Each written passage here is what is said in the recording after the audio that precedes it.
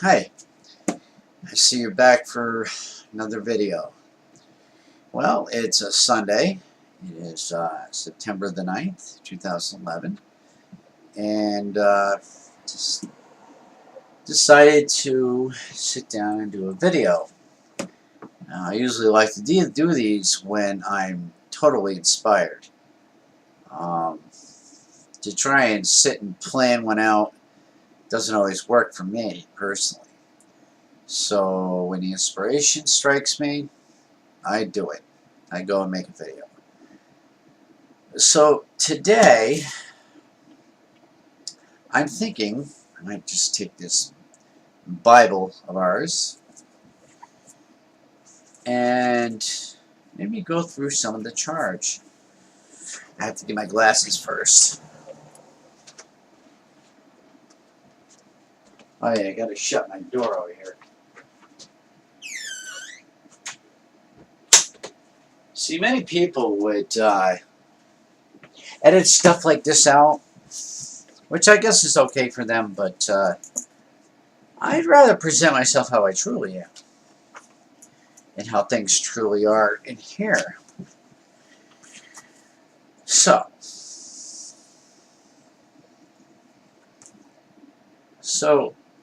I've got the Bible open to the Great Goddess charge. And the charge is a very important aspect of Wicca practice. In fact, in a lot of respects, it might just be the single most important aspect of Wicca practice. Why? Because it's the words of the goddess. Now, even though they were interpreted and then written down by man, or in this case woman, Janet Farrar, it's of no significance, because no matter how the words came into being, they're still the words of our dear goddess, our beautiful and gracious goddess. And during ritual, when the priestess reads these words, and when I as the priest read my parts, it's more than just reading. It's more than just recitation from a book. It's a total shift in consciousness when you're in there. It's like you're no longer here in this reality, but you are. Kind of like that old saying when people have said, oh, you got one foot in the grave. Now, I know that's a morbid analogy, but that's kind of the way it is here, only it's not 1 foot in the grave. It's 1 foot in this world, 1 foot in the next world, the other world, where the gods and goddesses and spirits exist. And when we get into our sacred space and temple, into our working circle, we are stepping in between the two worlds, thereby creating a universal connection. I mean, not that we're always, not that we're not always already connected. Sure we are. But because our tradition is so steeped in symbolism, we still need to do the physical acts. And again, because, and this is not really in the charge itself, but it's in other writings. It's in our hearts, minds, and souls. We do these things. We do all of these things. Even the physical practice, the rituals, the rites, we do all these things because the goddess tells us that we must.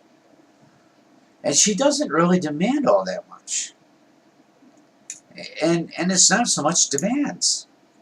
You know, she would ask her children to do certain things.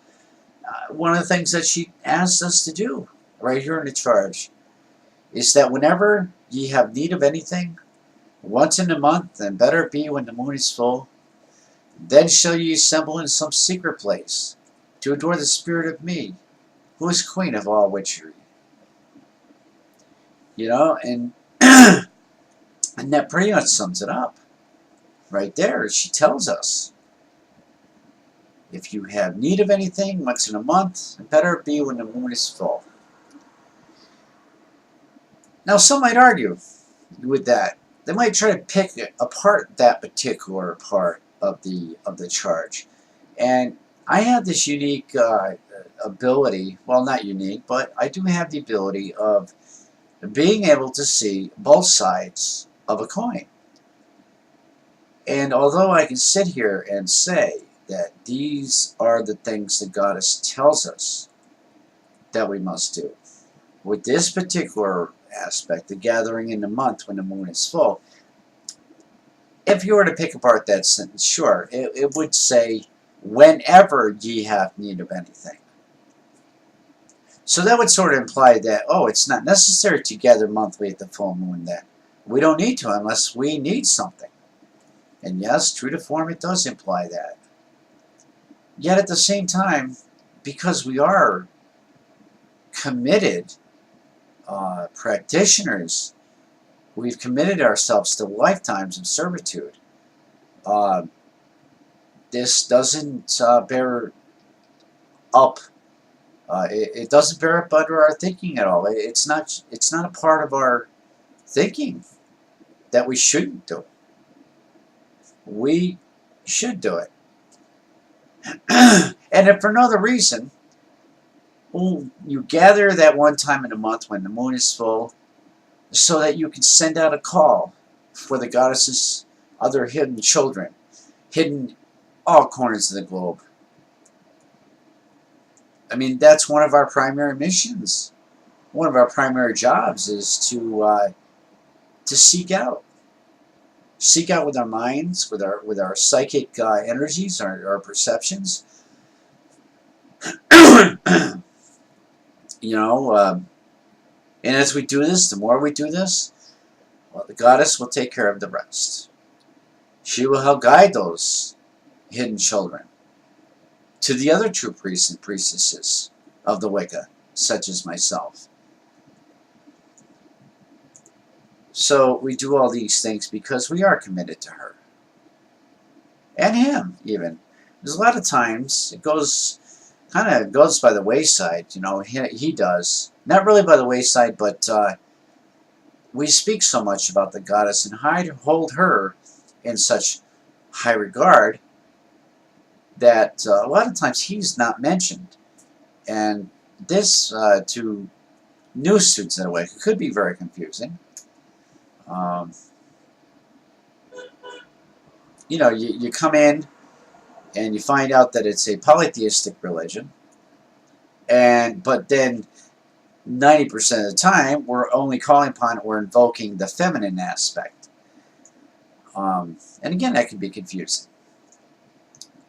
But I want to just state for the record, and for any newcomers to the craft, that the god certainly is of no less significance. You might say that his job is even harder than the goddess's job, because he is the one that wields all of the power and energy there is in the universe. He holds it all, and he dispenses it to the goddess so that she may use it wisely and justly. And that also is written through our writings. So we do all these things in honor of her spirit. We do gather once in a month when the moon is full and adore her spirit. And there's lots of other things that she tells us in this charge.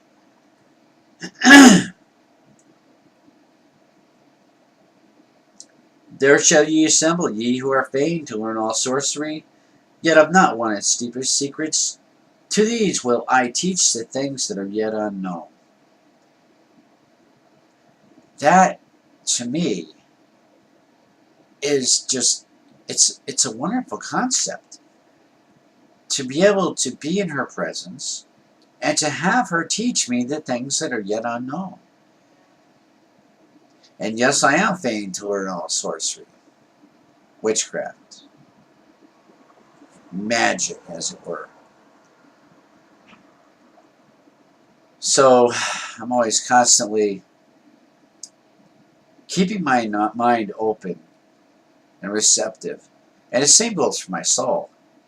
Open and receptive to her, excuse me, to her, her impressions, her messages, and even his. He sends messages too. And all we need to do is listen. For when we listen to them, what are we really listening to? They live within us, personified within us. So when we listen to them, we're listening to ourselves, our inner voice. They are our inner voice, our inner consciousness, our inner being. This is what it means to be a committed priest in any religion. When you can turn around and look within and see your deities and know that what you're looking at is yourself. Now, some people might take this out of context and say, well, that's a form of self-worship. But it's not. It's not, because of our thought processes that are going on at that time when we do these things. When we look within, we see the God and Goddess staring out, and we know that it's us.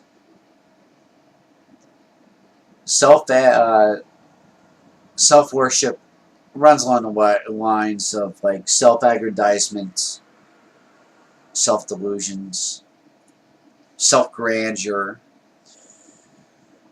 None of these things apply to a Wiccan priest or priestess. For we have learned to enter into our humble being within ourselves. We learn to cast off and shed the arrogant thinking, the inflated ego that is inherent to mankind. We learn how to let these things go. Because as long as they're there, they stifle our growth. They clog our connection to the infinite, and ultimately with the God and Goddess in all of their myriad forms. So we have to constantly be listening as priests and priestesses. I know a lot of you who watch this are not remotely interested at all with pursuing a religious path to that extent. And that's okay. That's okay. The path is not for everybody in that sense. It is serious and committed, lifelong. It's a way of life. So no, it is not for every single person that's going to watch this video or any of my videos.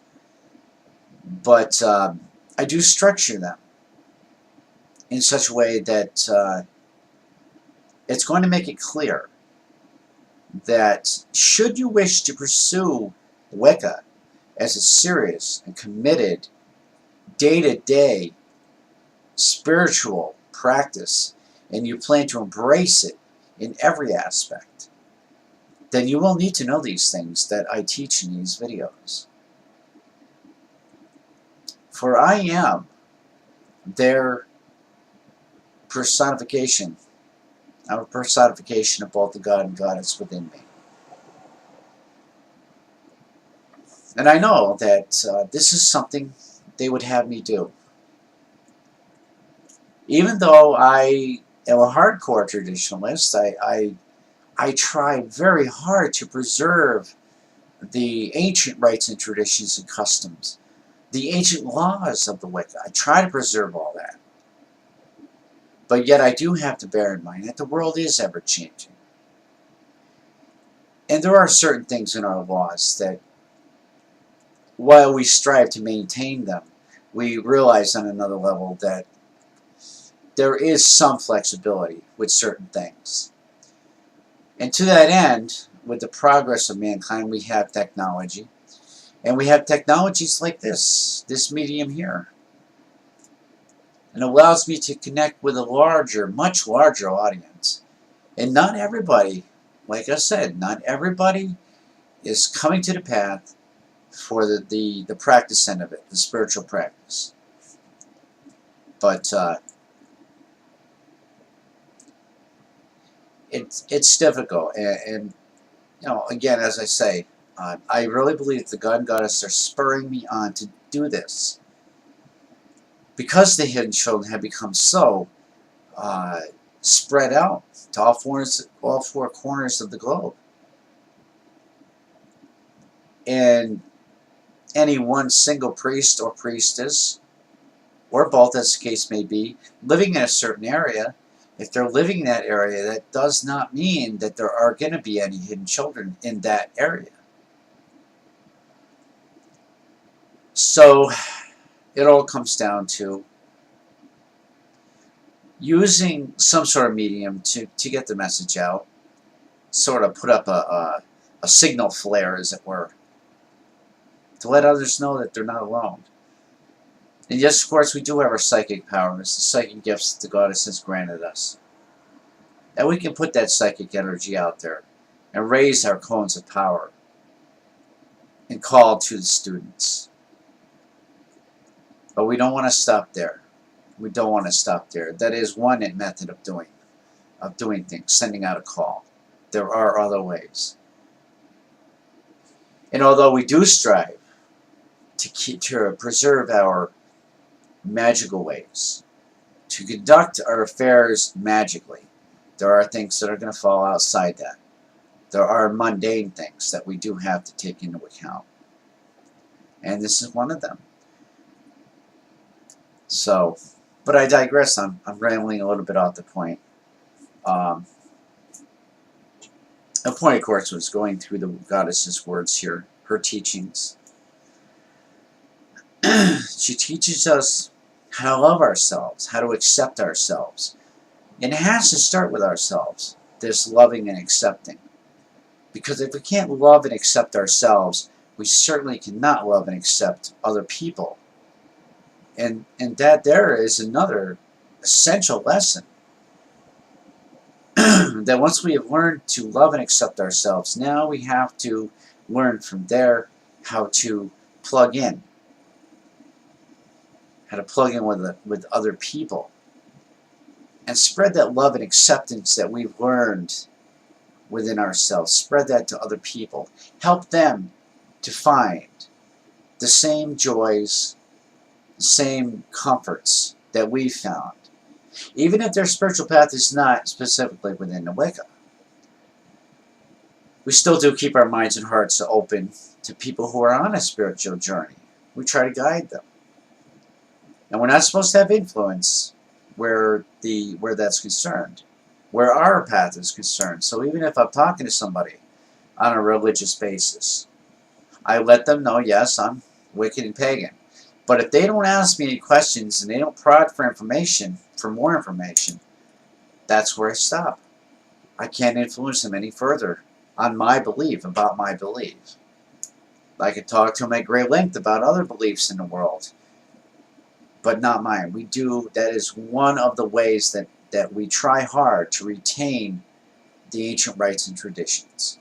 And one of those traditions, one of those laws, basically, is that we should not influence another person's thinking where that's concerned. And because I'm talking about the teachings, yes, that's, I'm sorry, boy, I got a rough throat. That's where I'm talking specifically about the influence. But, you know, in all actuality and beyond that spectrum, there are other forms of influence that we're not permitted to do either. We're not allowed to influence anyone's thinking at all, whether it be with respect to our religious path, or whether we want to influence and change their thinking so that they're going to do something differently. We're not allowed to do that. The only time we are is, of course, if the other person is already inclined to do that which we want them to do. They just need a little push. But again, I don't want to digress off the main point. So the goddess tells us that she's going to teach us the things that are yet unknown. So that could be interpreted in several different ways, of course. And it's going to be interpreted differently by different people.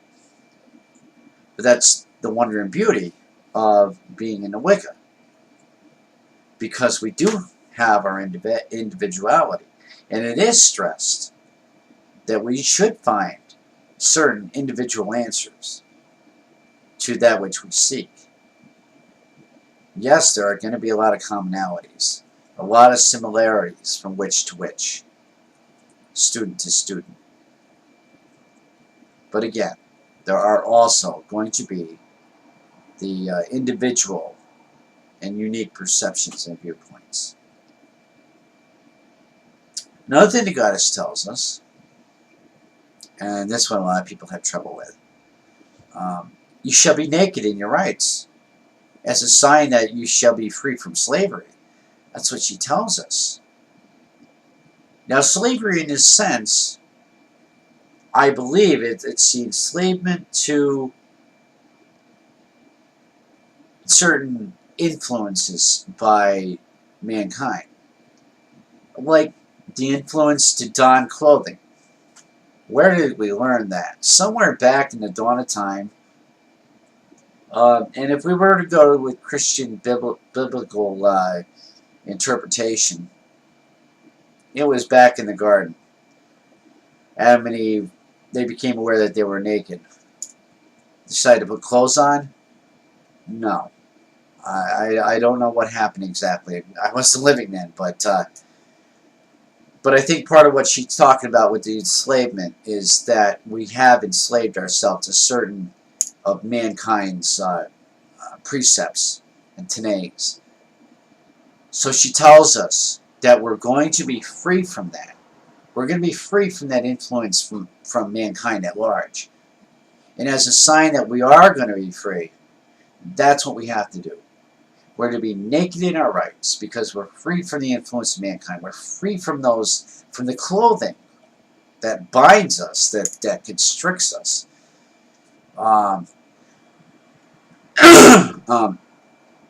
Many people could argue the point that energy itself, the electromagnetic energy that surrounds the body, the psychic energy, knows no boundaries. It could pass through our clothing. Can it? We don't know. Perhaps it can. But I've learned to accept things. I've learned to accept her words without question. And that is a striking similarity to a Christian. I know. They take their Jesus' words completely as they are. They don't question them. And perhaps that particular facet they have right.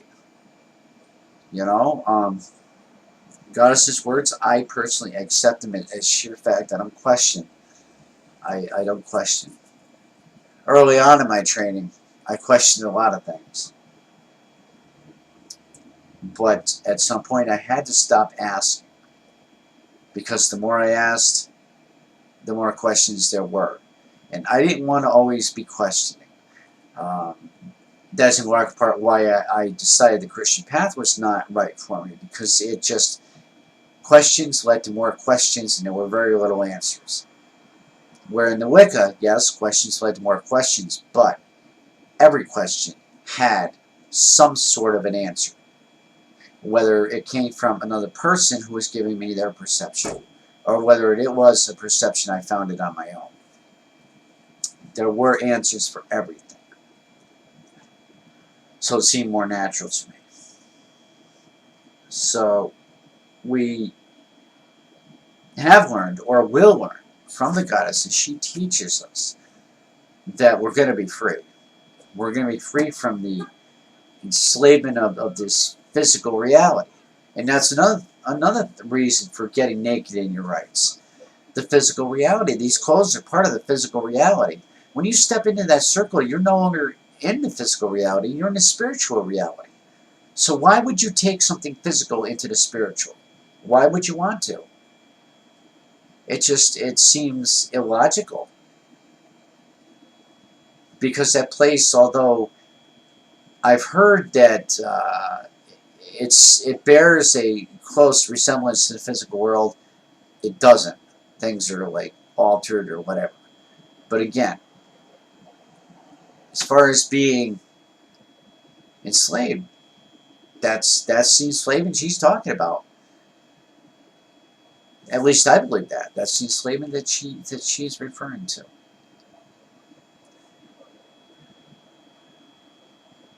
And then she goes on to tell us that ye shall dance, sing, feast, make music, and love all in my praise. For mine is the ecstasy of the Spirit, and mine also is joy on earth. And it really is too. There is definitely an ecstasy of the Spirit. And last night when I was doing my telecast on witcheschat.com, we were talking a little bit about how the goddess had affected any of us. Had we seen her or experienced her? I have, of course, in my training experience, as far as I've gotten. You don't get to where I've gotten if you have not met and experienced her. And when I first met and experienced her, it was sheer ecstasy. Ecstasy beyond any joy that I could ever think of. Even the sex act itself. And it moved me to tears. As a matter of fact, early in my training, for a long time it seemed, every time she touched me, it moved me to tears. It was a very emotionally, spiritually moving experience each and every time it happened. And of course, after a while, I learned to couple that emotion with a little bit of temperament. I had to temper it a little bit.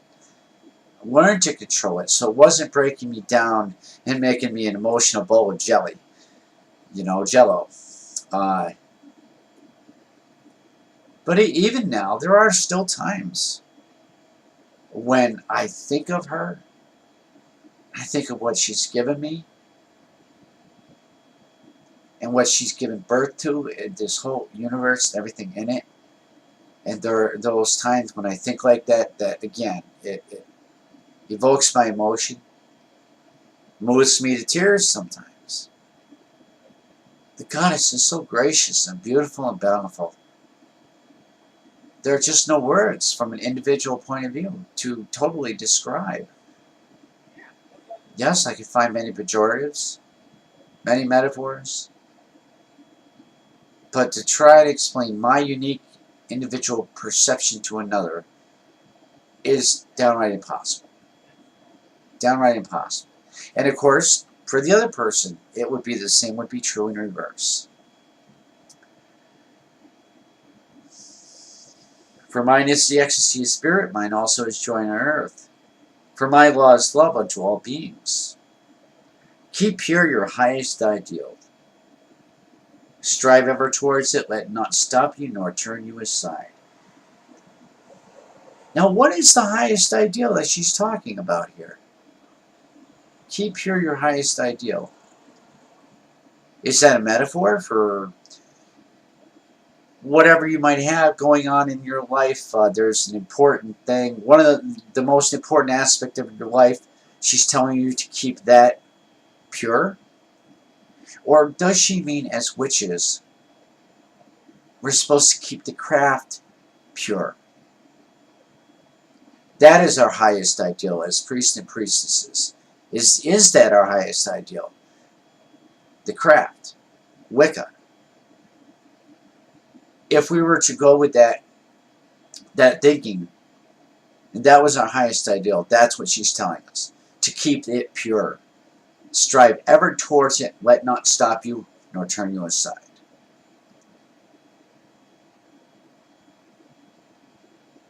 The other part of that, the other purest ideal, could be the inward seeking. When we turn within ourselves to find the answers. That's an ideal. That's a concept. That's an idea. And it's fact. Keep pure that highest ideal. Strive ever towards it. Let not stop you, nor turn you aside. Including your own fears. And I do believe that when she says that, let not stop you, nor turn you aside, it really means that. Let not stop you. Nothing. Not is an old word that basically means nothing. Let not stop you. Don't let your fears stop you, children. We have a lot of fears in ourselves as humans. It stops us from doing many things. So that's what she would like us to do, is to keep those ideals high and pure as we can, and to always be striving towards them. And we should not let our fears stop us from achieving that which we want.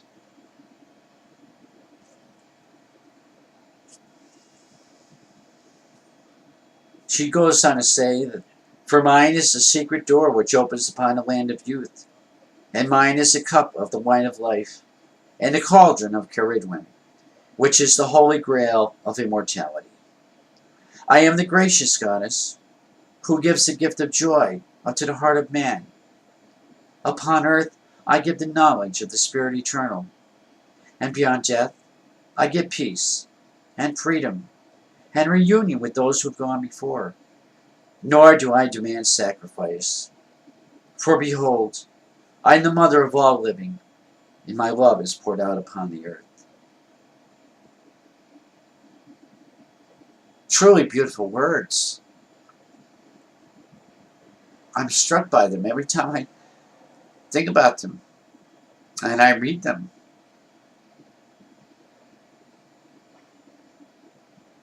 It moves me inside in ways that I can't understand, but then again, I don't have to understand them. They just are. I've accepted them. I've accepted these feelings. It's because they're her and him. They're me.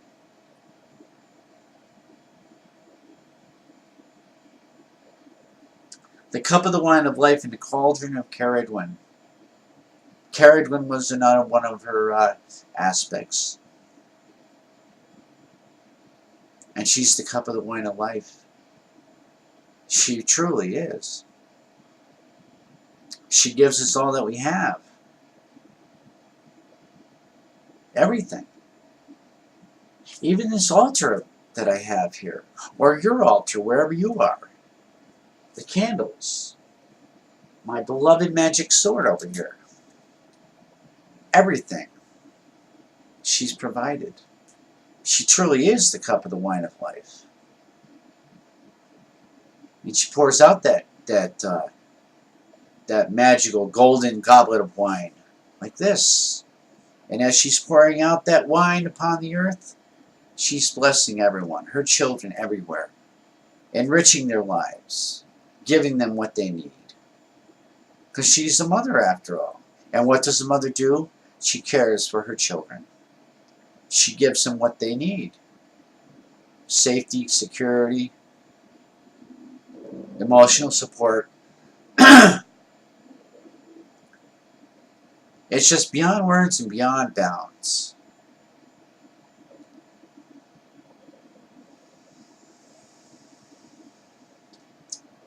And now we've reached the end of the first part of the charge. And then the second part, of course, is the charge of the Star Goddess. Which again, it is her. It is all her. All goddesses are one goddess. We know that. But I think it's a different message. The words might be the same. The words are coming from the same spiritual deity. But the message might be slightly different. The Star Goddess face has a slightly different message than the other faces. Each face and the individual aspect, it has its own meaning, interpretation, messages. We just need to be not afraid and open our minds, hearts, and souls to receive her knowledge. She's just really waiting for her children to awaken. And they're always awakening. Well, you know, as time goes on, her hidden children are always being born. The cycle of life, death, rebirth, it continues on and on and on. Her hidden children are always being born unto the earth. And to go back to what I was saying earlier, that's why it's so vitally important that we as priests and priestesses Keep an eye out for those children. Keep an eye out for them.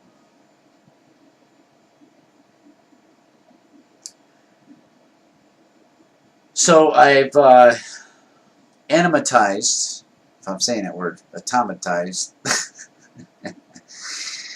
I've gone through the anatomy of the first part of the charge, right before it goes into the Star Goddess section. And I don't want to delude you with too much all at one time. So I think it might be best if I end this video for now, and it'll be part 1 in the anatomy of the charge. Part 2 will be coming up. But it's a lot of food for thought. A lot of food for thought. And keep your minds, hearts, and souls open as you listen and watch this video. Perhaps she can speak to you through my words. Perhaps she can awaken you. Perhaps you can begin to find yourself. And perhaps in the end, you may find that you are one of hers. And always were. Thank you, my young ones. Thank you, her children, my children, for watching this video today. And I do hope it inspires you to continue with your search.